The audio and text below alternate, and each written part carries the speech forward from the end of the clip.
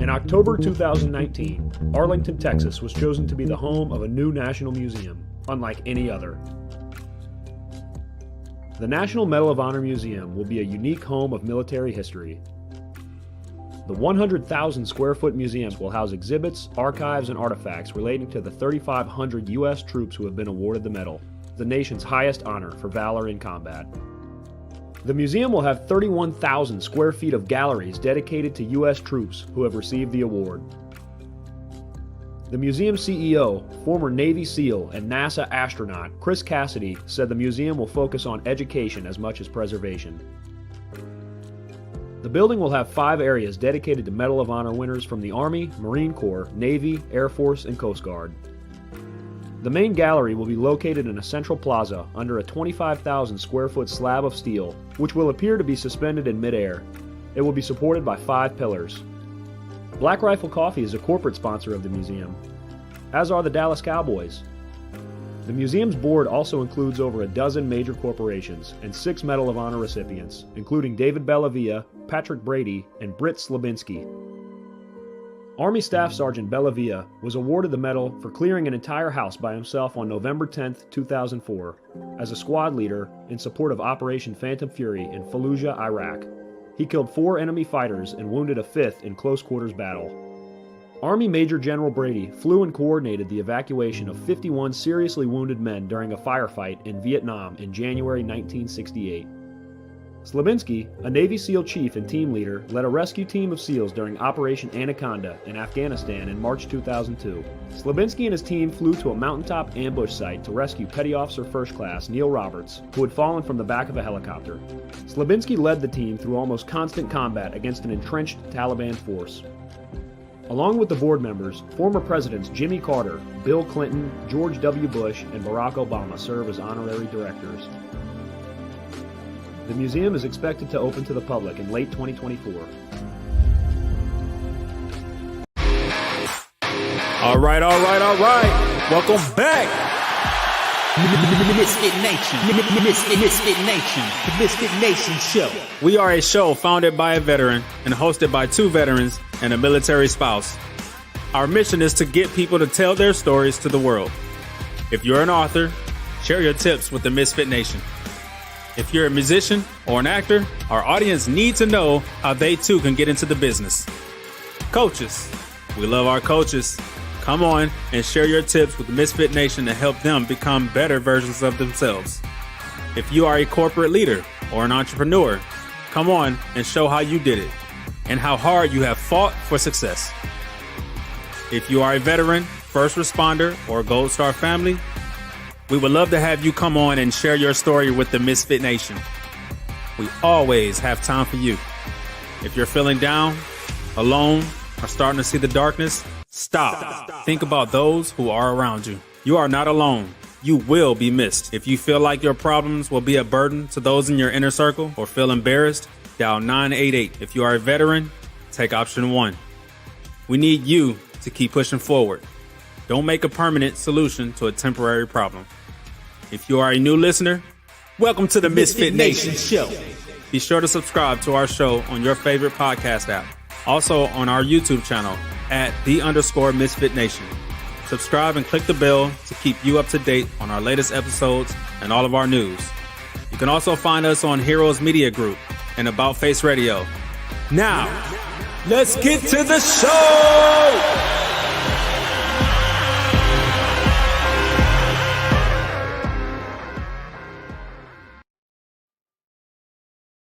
All right. Welcome back to the Misfit Nation. It's Thursday after dinner show. I know some of you are glued to your TV watching Amazon Prime and the Indiana Fever against the New York Liberty and WNBA, as WNBA actually has fans now, thanks to some good marketing and one pretty good college player coming into the league. She's struggling now, but she'll get it. She'll get her act together, and she'll start lighting up soon. Those who don't know, next week is our Memorial Day shows. Sunday, Monday, Tuesday, and Wednesday, we will have a different guest on each night, celebrating their journey in service and their brothers and sisters who may have passed during service with them every night at 7 p.m. on all of our social medias and YouTube, of course. The Tuesday crew will also host Will Ellers on Tuesday as part of this rotation.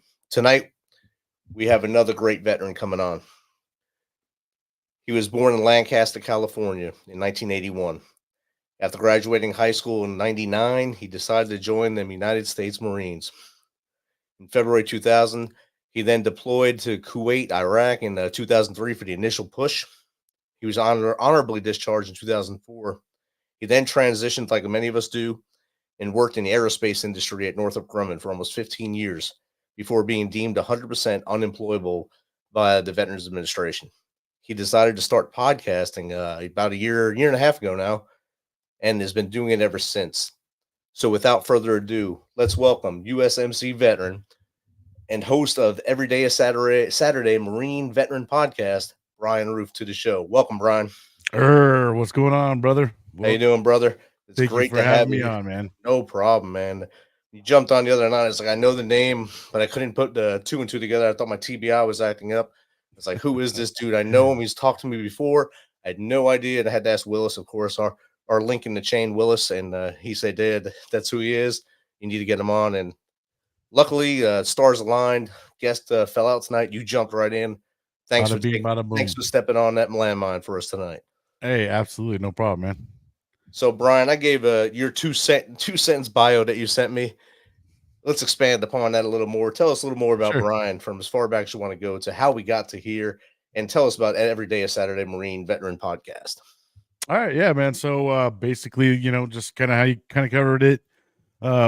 Grew up here in Lancaster, Palmdale, California. It's up in the high desert area, Southern California. Played football, wrestled in high school. Always kind of was into that high impact, sports. Didn't really know what I was going to do with myself. I always wanted to play football. Really, honestly, that was kind of like, hey, I just want to be a football player. But, lo and behold, when I graduated, I just got a little hair up my butt and decided I wanted to go talk to a recruiter. And I knew that my cousin, who was a year behind me, had already he was listed in the Devil Dog program or Devil Pup program.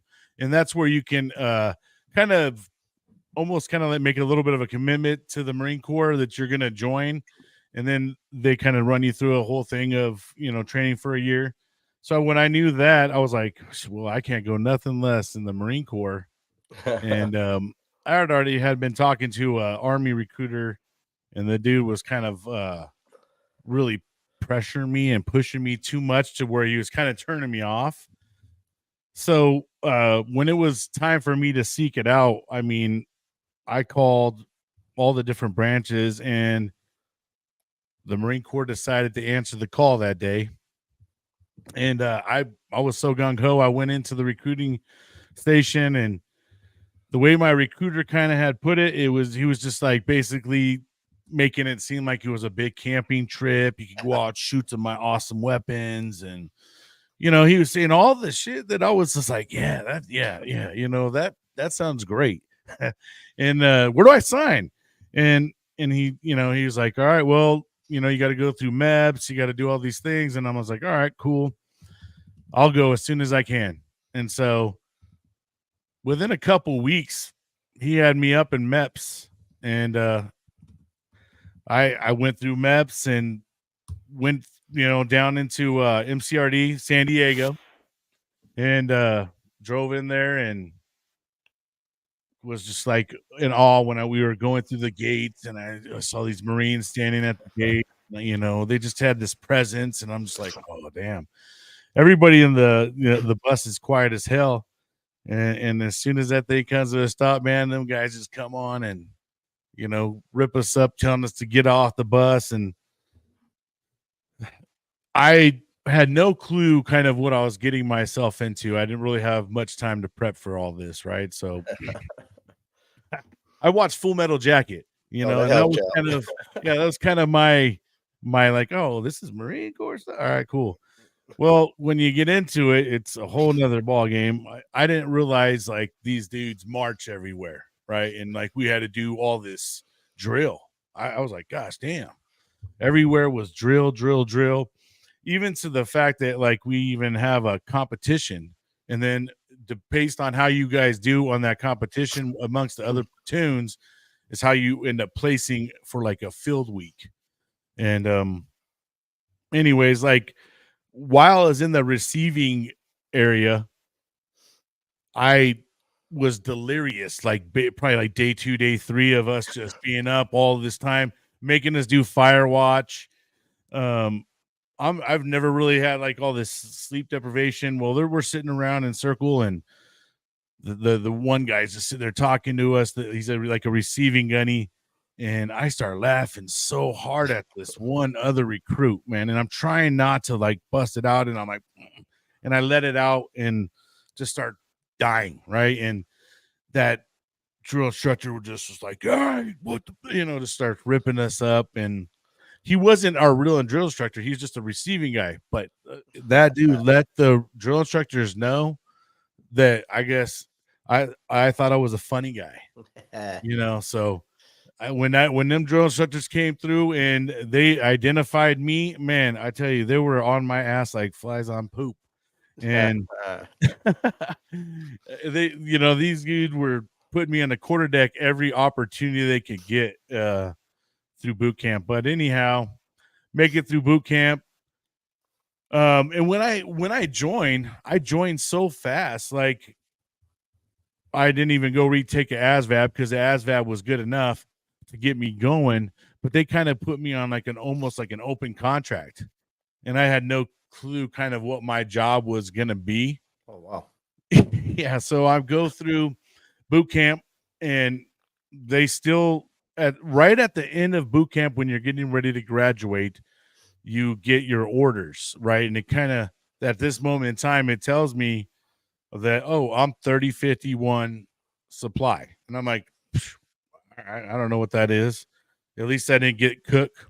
I didn't really want to be a cook, and nothing against the cooks. All right, shit, I ain't saying nothing wrong about the cooks. But I was just happy I didn't get cooked. And next thing you know, they sent after boot camp, they sent us home, and I score recruiting assistance duty. So I get to stay home like an extra 2 weeks, walk around the different high schools wearing my dress blues, flexing on everybody. Like, yeah, I'm a Marine now, at the high schools. And then off to, good old the fleet. We end up going in right around this time. So when I join, it's February 2000, peacetime, nothing was going on.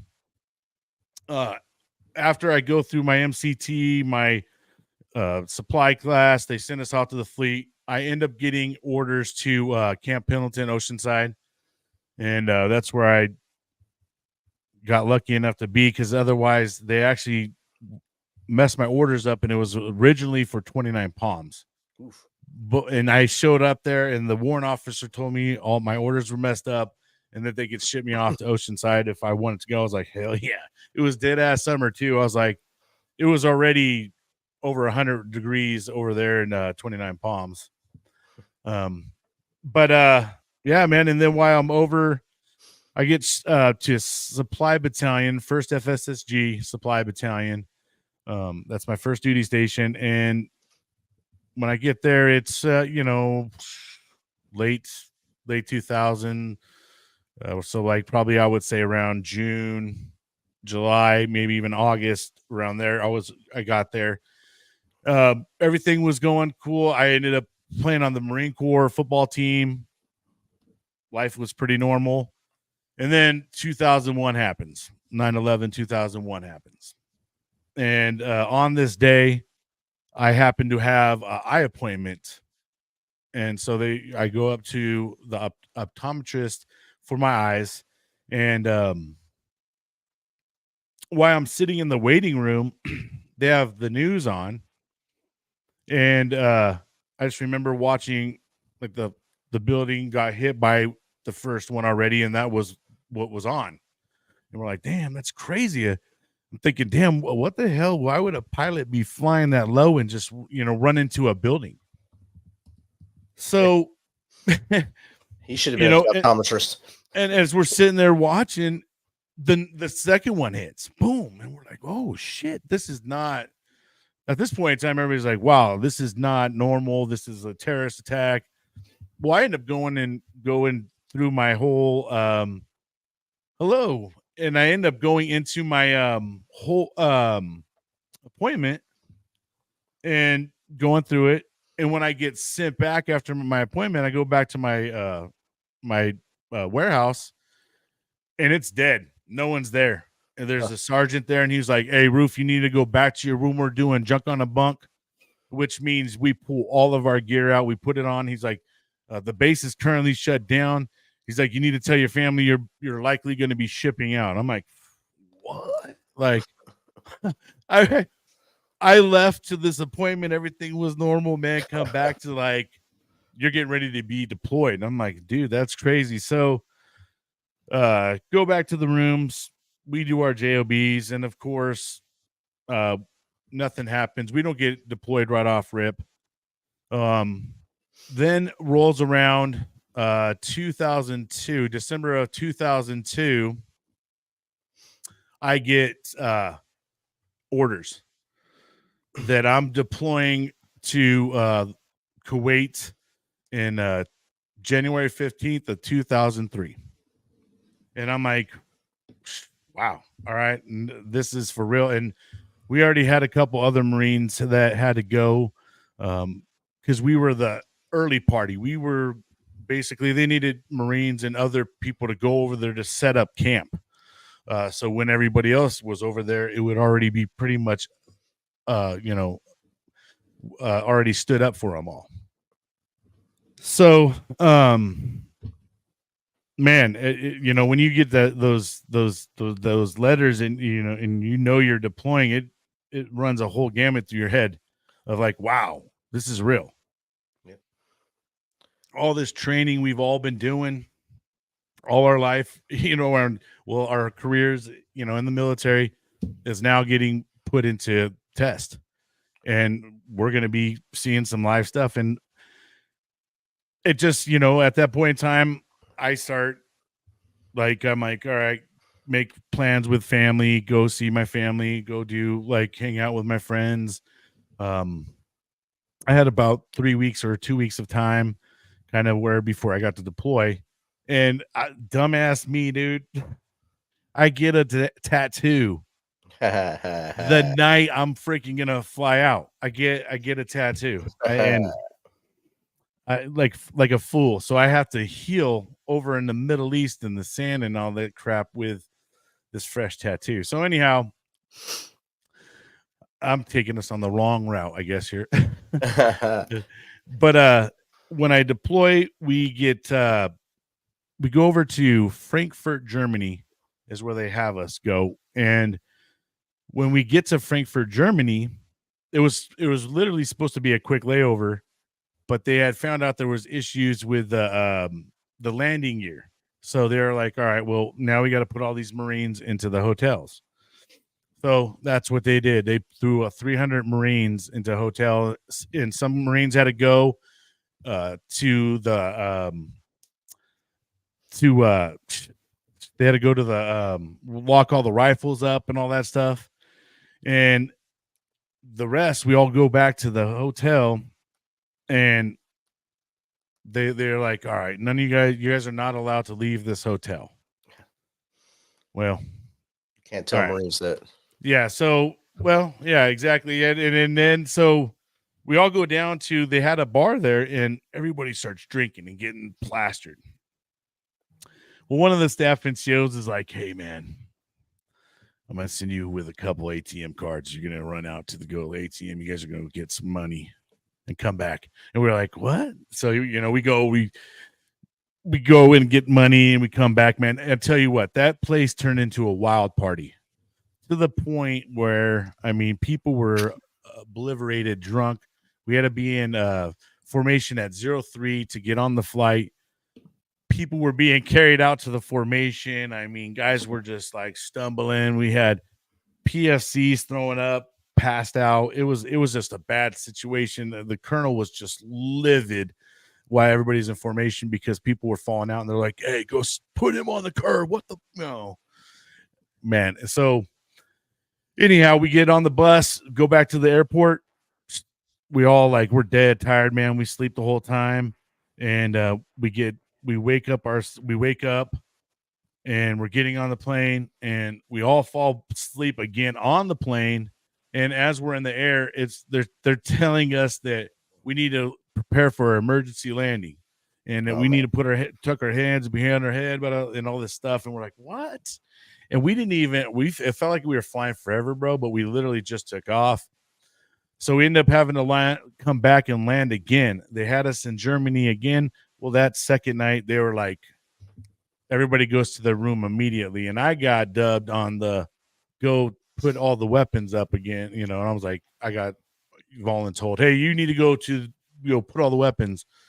And when I get back, everybody was told they had to go back to the rooms. There's no more party tonight. You guys blew it.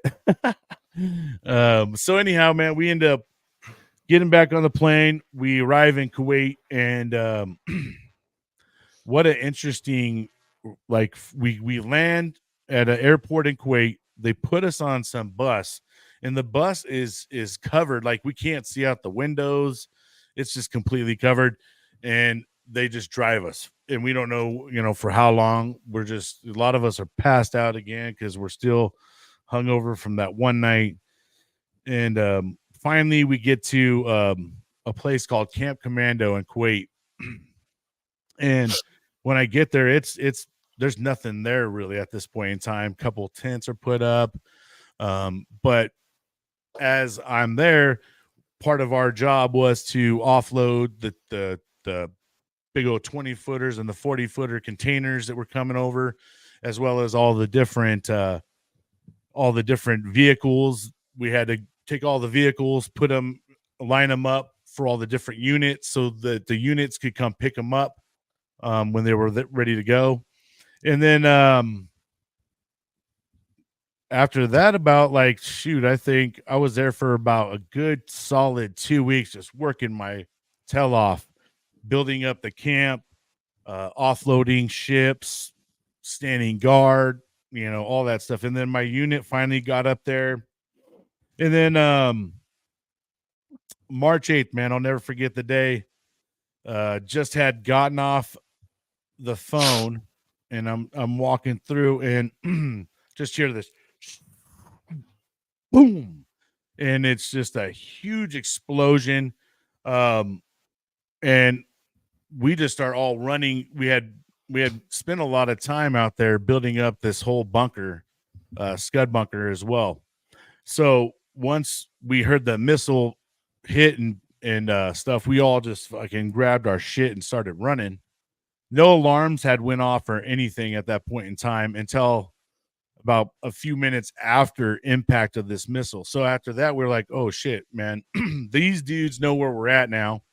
And we're going to be getting laid on. So we all sitting in this bunker the whole time. And I'm in the bunker, man. And I was probably one of the first ones in there. And I'm sitting in there, and everybody finally makes it in. And I'm like, out of relief, out of everything, I kind of start laughing, right? I'm just like, I had ran into a guy as I was running out, and I knocked into him really hard. And I thought about that. And then I was like, holy shit, dude, this is crazy. Now it's real. And I'm laughing. Well, as I'm laughing, my staff NCO comes over, and this big dude, bodybuilding dude, comes up, puts his hands and punches me. He's like, hey, what in the fuck are you laughing at? Do you realize we could be putting some of your friends in body bags?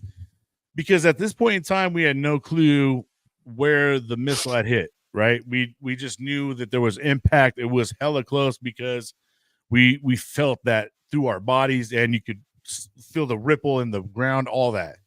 And I mean, obviously it did not hit inside our camp. Luckily, it was outside of our camp. But the staff sergeant was just lost his mind on me because I was laughing. And I'm not laughing, because I thought it was fun. I'm laughing because it's like a relief thing for me, like, holy shit, I'm alive. Everybody had a different way of reacting. I mean, there was people out there crying. I mean, people were freaking out, right? Because we are definitely under attack. They ended up putting Patriot missiles up in the berms area because they were lighting us up at some point in time because they knew exactly where we were.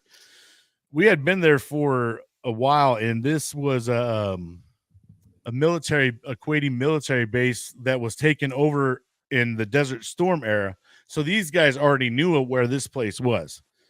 And it was still a Kuwaiti military installation that we shared with the Kuwaiti military.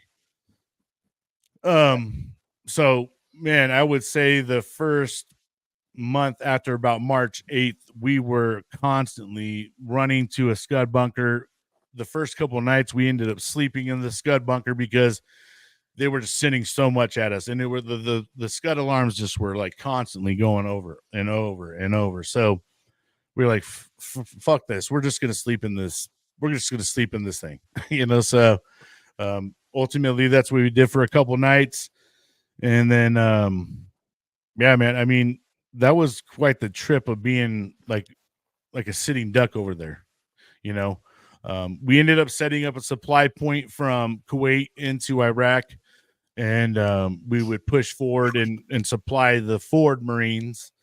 But I ended up getting a Red Cross message. It was around June, end of June, because I had made it back after my grandmother had passed.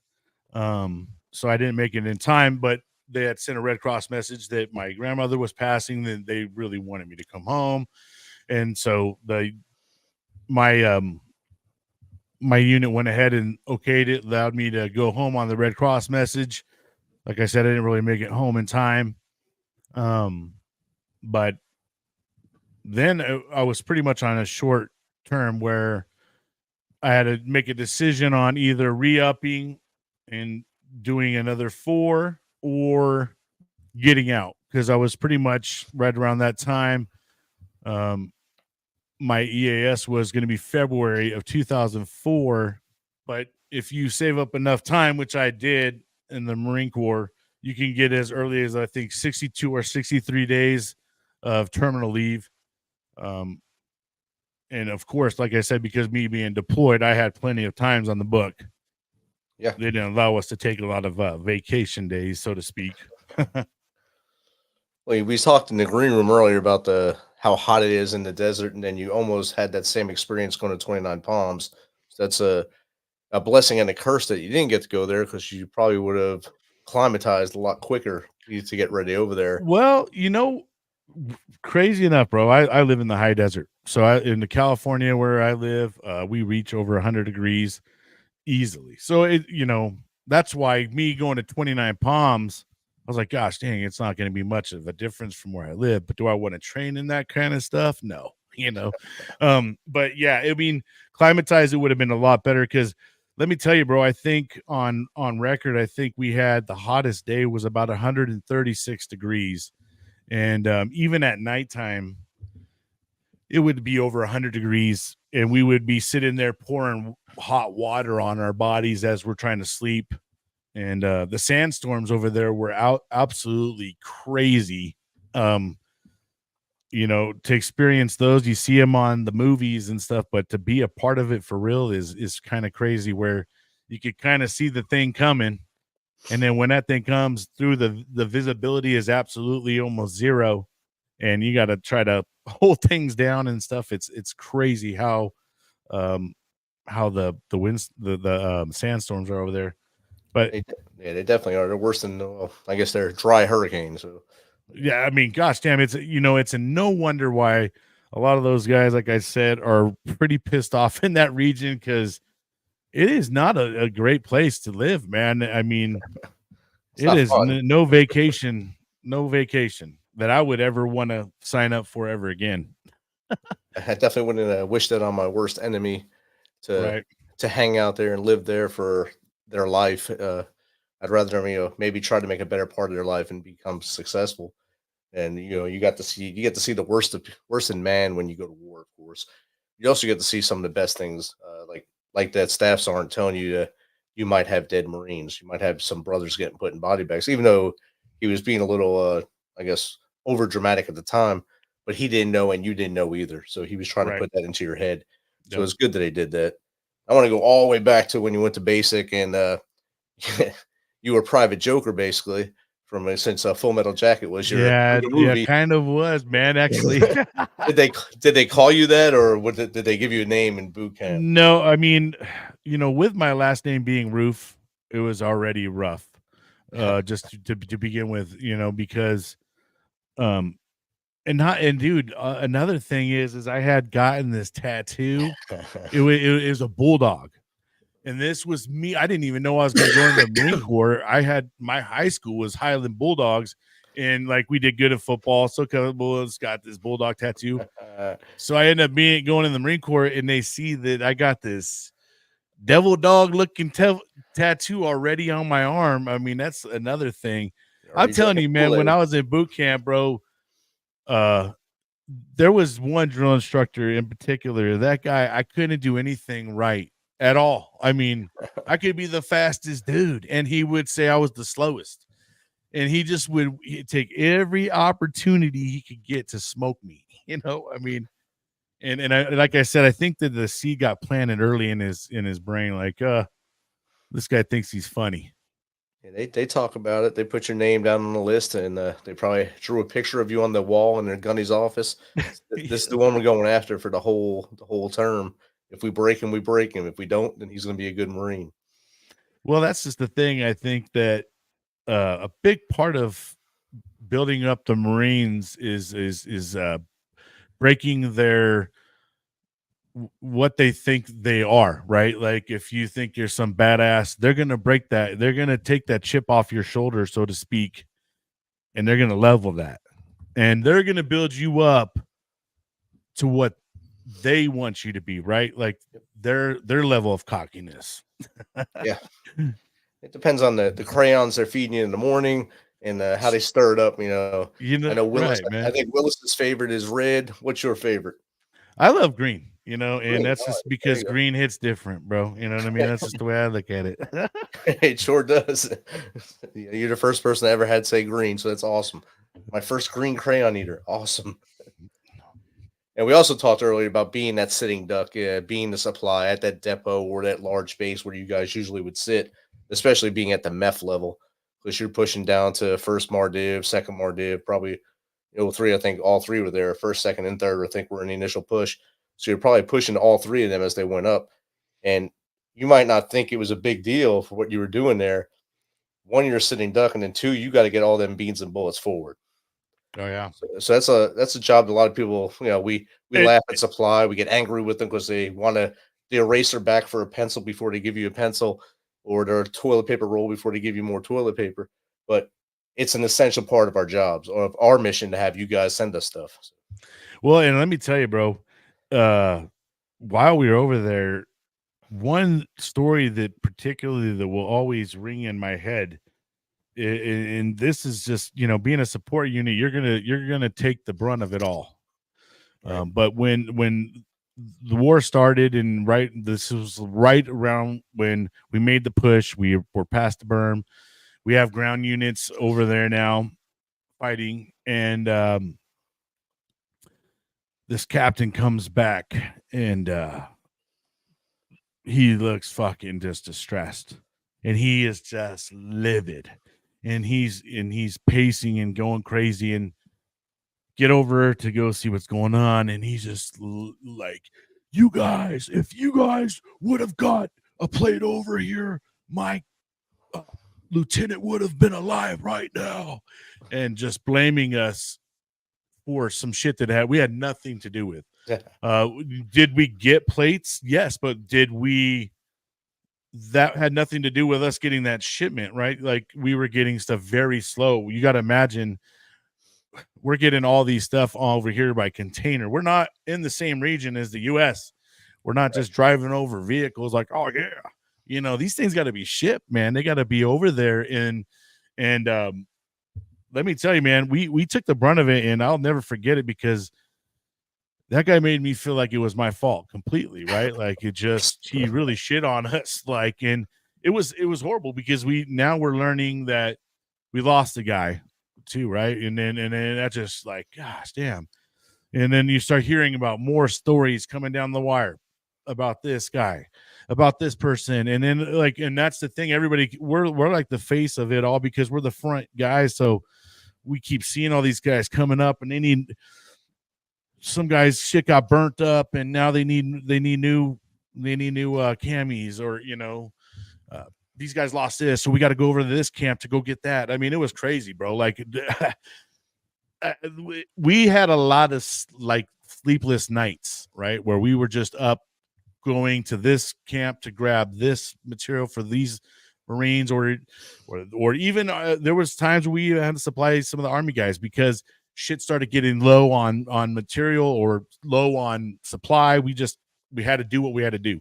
Yep. And you know, that's the other great thing that I think that on deployment, man, there's one thing that I think that I've had the biggest appreciation for, and that's my fellow, you know, branches of service.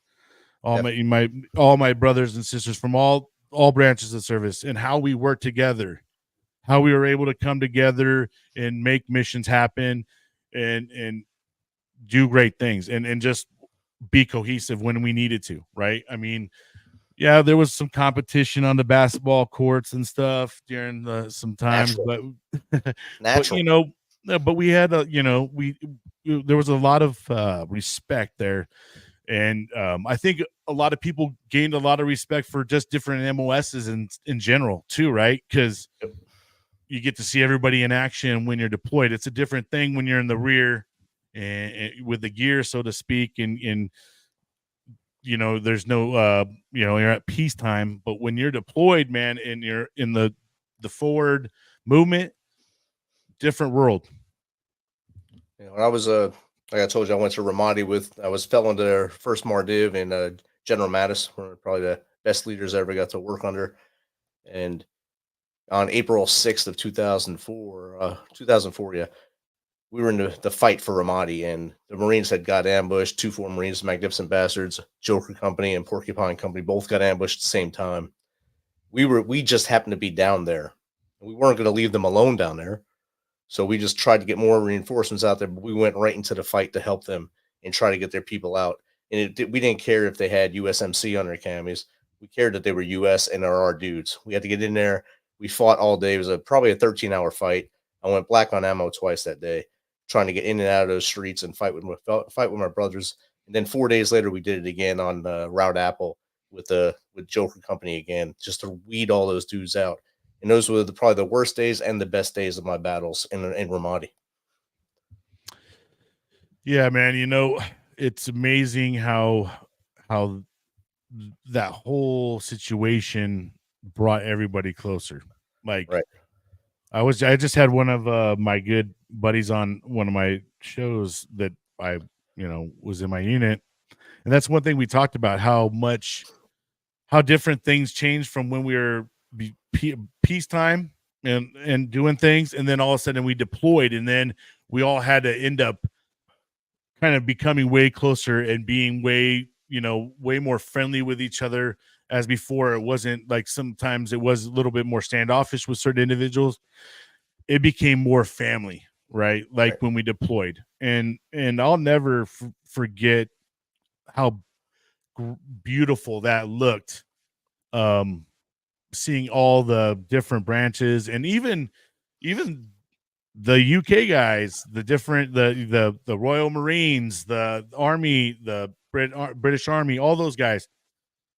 We got to hang out with a lot of them different guys and talk with them, and what a great experience. I didn't think anything of those days, of those battles, until I was later in my career. I was stationed in Alabama when I went TDY to Utah. I couldn't sleep. I was watching the History Channel at midnight, and show Battle Cry Iraq came on, and there I am running across the street on TV. I was like, wait a second, that's me, and that's our battle. And it was the whole story of that battle. So it all came right back. So I called them up, asked them if I could get it free since I'm in the video. They said no. So I paid my $24.99 to get the DVD. Now you can probably download it on anything you want to do. So Shootout, Battle Cry Ramadi, Battle Cry Iraq Ramadi. Yeah, YouTube, no problem. It'll be there. Yeah, it is. It's kind of crazy now. The time has gone by, and then now you start to reflect and look back on it, and to think how much of a part of history you are now, right? I mean, and our kids, they'll be learning about that kind of stuff. Their kids and stuff. It's if they're allowed to. Right. Well, yeah. Who knows by then, right? Right. But well, that's the great thing about these podcasts. At least, people can get raw deals and stories out of us. Yep. Somewhere. Heck yeah. We make us talking about it, us saying the names of our brothers and sisters we lost, keeps those memories alive. My Tuesday crew, when they're on, I'm able to search other things like our first responders who we lost, and I'm able to put them up there and have Jake and Steve mention their names, so their names are kept going as well. So we have our first responders, we have our veterans, and we kind of keep that community. Most first responders come from our community as well, or have some kind of link to us. So that's why we're such a close-knit family, and I think that's why we as podcasters can do our best to get all the names out there and get all these stories out there. Yeah, I appreciate that part too, and I think there's also within the veteran community, a little bit of a stigma that probably could be broken, and that's some of the generational differences that each generation thinks the next generation is, not going to do it, or, there's a lot of things that happen in the veteran world. At least we can kind of have more clarity and stuff with the conversation and bridge the gap of some of these differences and stuff like that, and bring people down and stop kind of having those generational differences, or even the veteran versus veteran differences. Some of those stigmas that are going on plaguing our day-to-day world. Right. We all need to be, we all sat there and worked together and came together and, accomplished some great things and great missions. And that's why the U.S. is the way it is today. Right. Is there's 100%. people before you and I that laid and paved the way for us. Right. And then we got an opportunity to put our layer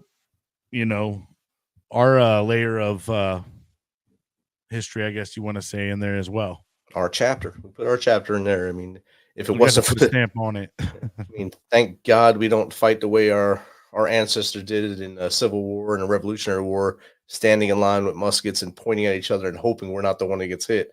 So thank God we learned lessons from that. Then we went to, say, World War I with trench warfare. But if you look right now, we're repeating that in Ukraine. They're in trench warfare right now. Basically the same kind of fight for 10 inches and dig another hole. So you kind of relive that history a little bit there. But we learned a lot of lessons along the way. And as veterans, we can see our dads or our uncles who were in Vietnam. When they came home, they were spit on, they were yelled at, they were called all kinds of names.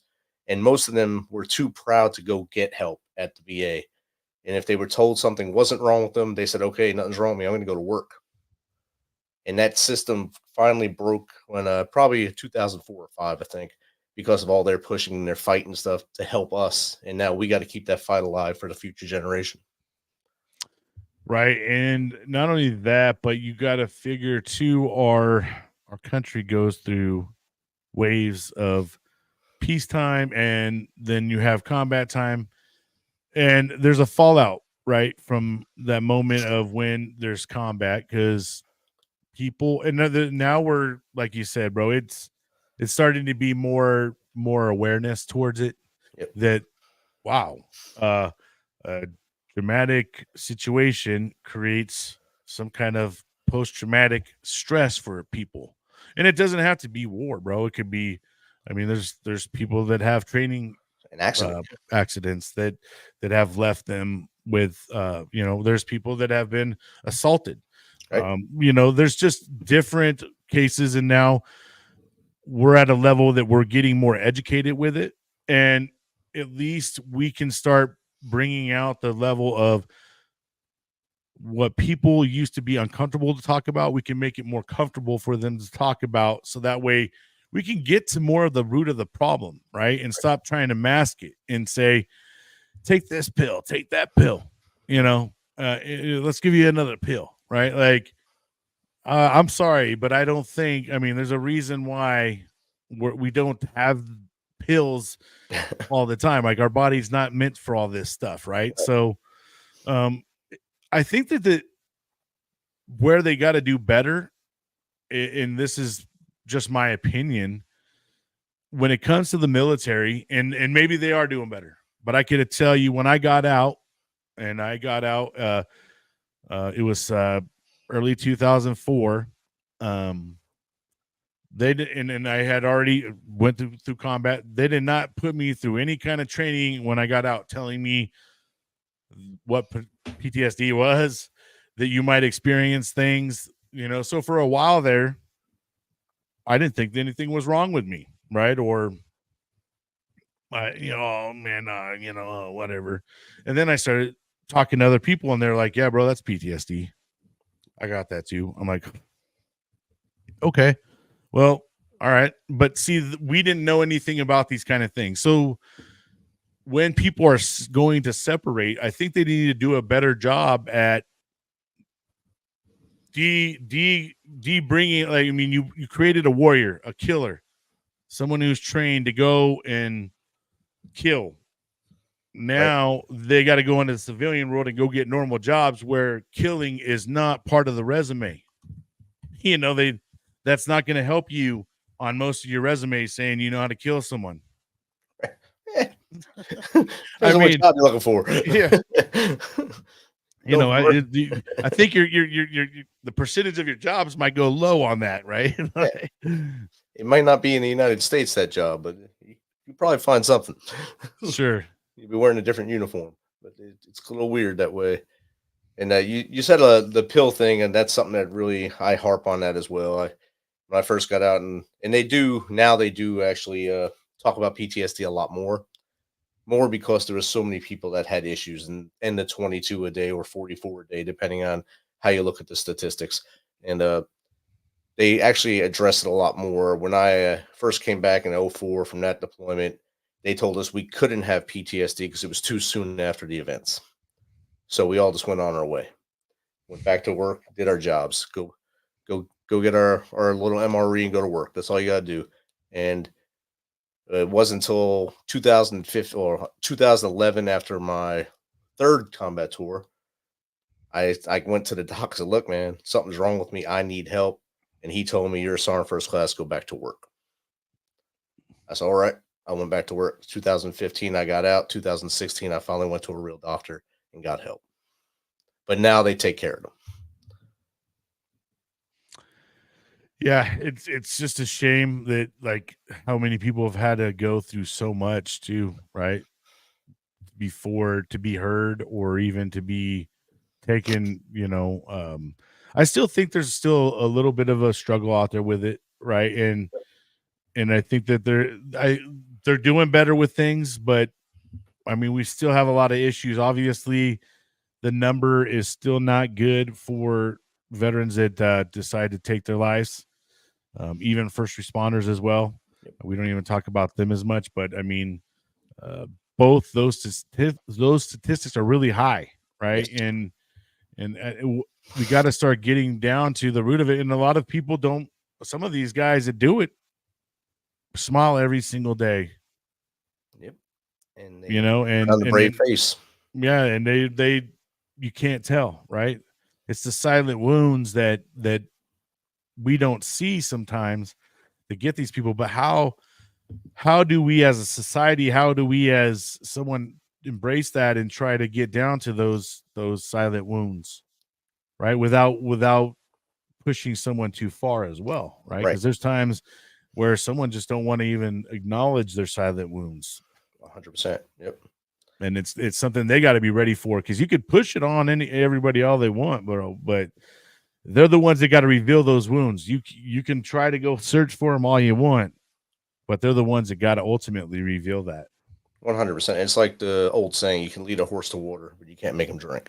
100. So if our brother or sister is battling the demon, we can lead them to the doctor. They're not going to go in there, or they're not going to go and get that help they need because they had a bad experience at a doctor and they think they're all the same. And it's not one size fits all. We have to bridge that gap and let them know that there's other things out there. You're not going to go to the hairdresser if they cut your hair wrong, or the barber. You're going to find another one. Same thing with doctors. There's 100 million of them out there that all do different things, different styles. Not all of them do drugs. There's a lot of holistic medicine out there now.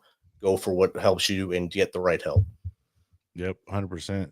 And it's something you got to try to identify sooner than later. There's a lot of damage that gets done if you take time and drag yourself to go in to get that help. You keep trying to deny it and say, I'm good. Are you? Are you really? Yeah.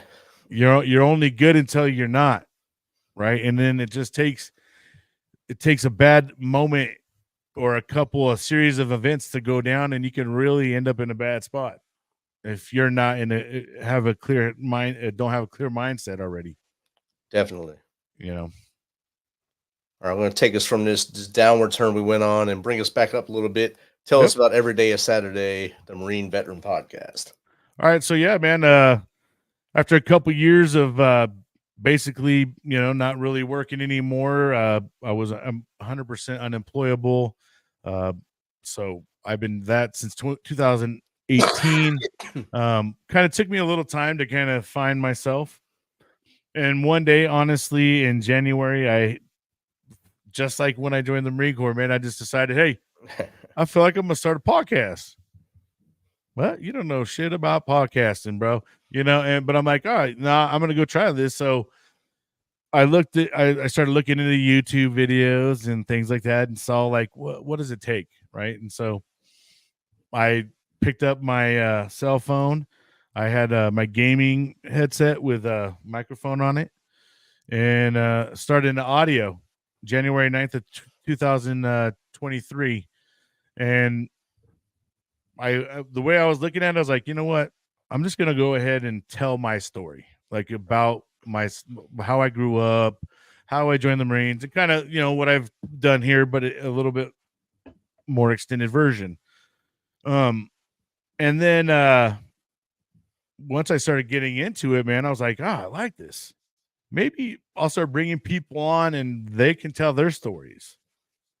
And then next thing you know, I have one of my dad's good friends who was a Navy veteran, and he was game to be my first guy. I had hit up several of my buddies, and no one's like, oh man, or yeah, bro, yeah, I got you. And we couldn't ever get it going. So I finally got one of them, my dad's friend, on. I really had a good, fun interview with it. And then I was like, man, I'm just going to keep going with this. So that's what I've done, man. I just kept going, and then I've made it a goal of mine to try to improve my show, however I can, especially the first year. I was like, I started off where it was just audio, and I think I went about maybe 9 to 12 episodes or something it was just audio only. But I was like, a goal of mine is to be video, and I'll do a YouTube channel and all that. So that's what I did, man. And I started it off and been growing it. And I've really taken a liking to it. I didn't realize how much therapy this actually was for myself, right? Just hearing other people's stories. And I was like, dude, screw going to see the psych. I'll have my show, right? And it's a lot cheaper. Yeah, and I it's been a blessing for me. And my brother just jumped in. So next thing you know, you have your brother doing an episode a week. So I started my Tuesday cruise. My brother and Jake, they jumped on, did the Tuesday crew now. So yeah, see, I mean, that's it. Just I've already done several different podcast shows. I have my Every Day's a Saturday podcast show. I just started this Raise the Roof, top news stories. where I do that once a week right now, and I have a panel on, and we go through the top news stories, and we just weigh in on it. And then I have a dad life one that I started that I kind of just do on the side, and just do little. They're like probably like 15-minute episodes. Just talk about different dad life experiences. I have between my wife and I, we have 6 kids together. So I have a little bit of experience. My oldest, she's in college, and my youngest is 7. So, and then we got a lot in between, right? Oh, yeah. So Brady Bunch. Yeah, right. And I have the website going across the bottom there for everyone to check out. The Every Day is Saturday USMC Vet podcast. Well, what's another way for people to get in contact with you, Brian? You could always, shoot me an email. And honestly, the website, which just completed this year, is the best way. It's a one-stop shop, really. You can check out I have 2 seasons right now. There's season 1. And season 1 was basically my life. I did my life story, and I did about 25 episodes. And then I did 50 interviews. And then season 2, I started off with a true crime military edition. I did 10 episodes of that. And that was quite interesting to see all the different guys that are mass murders now. Like, holy sheesh. And then I'm still continuing. My plan is to knock out another 50 interviews for this season. So hopefully here in season 2, I'll have 100 interviews, and we'll be able to celebrate that 100 interview mark. But man, it's something I really enjoyed, and things are constantly evolving. Opportunities keep coming, and it's just a matter of staying consistent, right? And showing up and delivering a show every week, or whenever I say I'm gonna, and make sure that show's there every day. So I drop an episode every Monday. And usually on the audio side, it drops at 12 a.m. And then on YouTube, it drops at 10 a.m. Pacific time. And I do a premiere with that usually. So I'll go watch that episode and sit in the chat area and usually chat up with people if they have questions and stuff like that. Just a way to interact. And I personally like to rewatch my episodes, because there's a lot of stuff I miss, man. When you're interviewing people, sometimes you'll be surprised how much you miss of the interview being the interviewer. That's why I've learned to write everything down now. So yeah, absolutely. While you were giving your intro, I was writing down little key points. I was able to come back to them when I first started. Just like you, I was doing it in my Jeep on my phone in my Jeep. Jeeps are not quiet, so it was pretty loud in there. Doing my first 12 episodes that way, and I've evolved a lot, and it's season 4 now. So hopefully we both can keep this game up and keep getting better each year. Absolutely. Before I let you go, I want you to give 3 bits of advice for someone to be a successful human. For one is have integrity and be accountable for your actions, and be loyal. Those are my 3. Awesome. And Brian, thanks again for stepping on that grenade for me tonight. Hey, man, thank you, brother. I appreciate you having me on, man. Jumping on and doing this for me after a guest cancellation or scheduling error on his part. But thank you again, and I'll look forward to talking to you in the future. Absolutely, brother. Appreciate you. This message is from the U.S. Department of Veterans Affairs. Did you serve in the military? If so, you can obtain a free lifetime pass to more than 2,000 federal recreation sites. These sites are located across more than 400 million acres of public lands, including national parks, wildlife refuges, and forests. The lands host activities to fit any lifestyle: hiking, biking, fishing, camping, and much more. Gold Star families are also eligible for these free lifetime passes.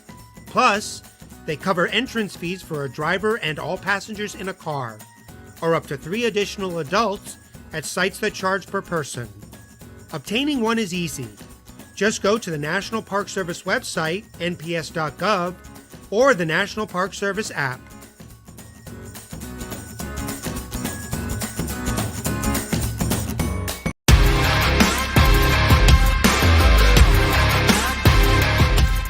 Thanks for checking us out and being a part of the Misfit Nation show. Don't forget to visit our website at themisfitnation.com. That's themisfitnation.com. Check out all our past episodes and get some of the great Misfit Nation gear for you and your family. As always, be humble, stay hungry, and keep hustling because we are Misfit Nation. Misfit Nation.